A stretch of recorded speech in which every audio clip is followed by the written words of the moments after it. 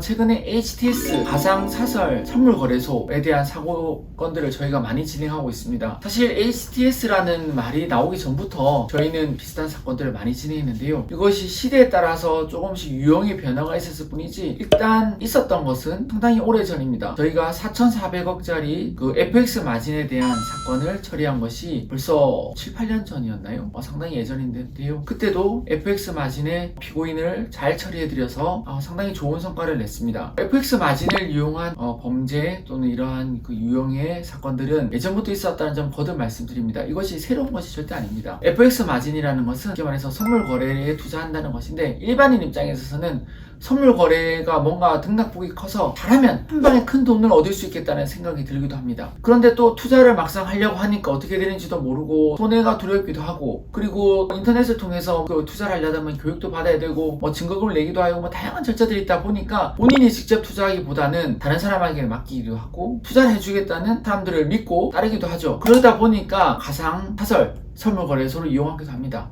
이것은 이제 이용자에 대한 입장이고요. 반대로 그것을 통해서 수사 혐의나 형사 절차에 처하신 분들 입장에 있어서는 자신이 처한 입장, 역할에 따라서 대응 방법이 다 달라지게 됩니다. 전체적으로 기획한 입장, 또는 이 프로그램을 만든 프로그래머 입장, 그리고 이것을 홍보한 입장, 고객센터를 운영한 입장, 또는 여기에 대해서 대응을 한 입장, 각각 자신이 어떤 역할을 했는지, 고객을 모아온 것인지, 또는 홍보를 한 것인지, 또는 대응을 한 것인지, 전체적인 그림을 그린 것인지, 그거에 따라서 각각 입장이 달라지게 됩니다. 보통 요즘에 가장 문제가 되는 것은 리딩방인데요. 예전에도 리딩방 하시는 분을 1심에서 무죄로 빼드린 적이 있습니다. 리딩방에 대해서는 또 다양한 역할이 있지 않습니까? 리딩방을 만든 사람일 수도 있고, 또는 그 안에서 바람을 잡으신, 소위 말해서 같이 홍보를 하는데 이제 고객이 홍보를 해주신 분이 입장이 있고요. 그래서 이 짧은 영상으로 HTS 관련된 모든 분들에 대한 해결책을 설명드리는 것은 쉽지는 않습니다만은, 첫 번째로는 HTS 가상선물거래소에 대해서 실제로 의뢰인이, 즉 고객이 돈을 땄을 때 돈을 돌려줬는지 이 부분을 제일 먼저 보셔서 대응을 하셔야 됩니다. 이것이 첫 번째입니다. 이것에 따라서 사기와 도박이라는 방향이 갈려지게 되는 것이죠. 저희는 똑같은 HTS 사안을 사기로도 진행한 경험이 있고 도박으로도 진행한 경험이 있습니다. 같은 피고인인데 이렇게 두 가지로 나뉘는 것은 그 각각의 의뢰인에 대한 딴 돈을 줬는지 제대로 돈을 다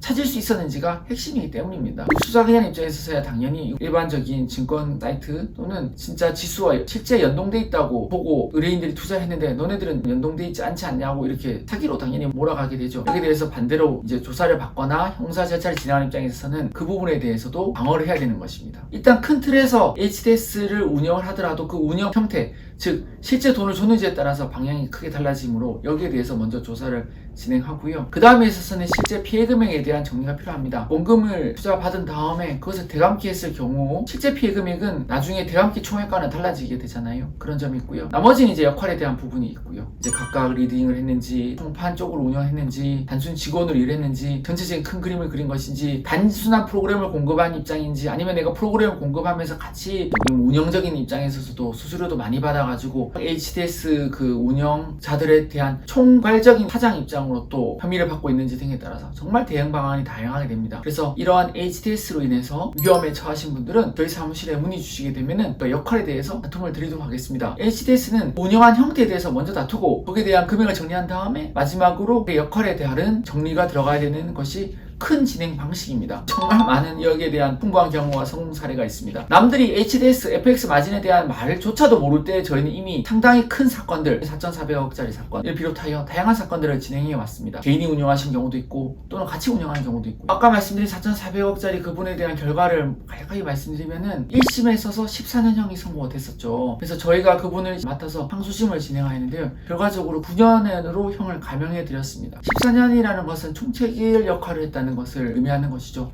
총판과 총책은 다르다는 거 아시죠? 총책의 역할을 운영하셨는데요. 항소심을 맡아서 잘 진행해드려서 똑같이 진행한 다른 총책들은 14년이 고정되거나 또는 14년에서 16년 형이 올라갔을 때 저희는 14년에서 9년으로 형을 깎아드렸습니다. 정말 좋아하셨는데요. 다른 분들에게도 저희 이러한 노하우를 잘 나누어서 좋은 결과를 드릴 수 있습니다. HTS 가상선물거래소, FX 마진 등과 관련된 혐의로 또는 형사재판을 받으시는 분들 역할이 다르기 때문에 연락을 주시면 저희가 잘 상담해 드리도록 하겠습니다. 감사합니다.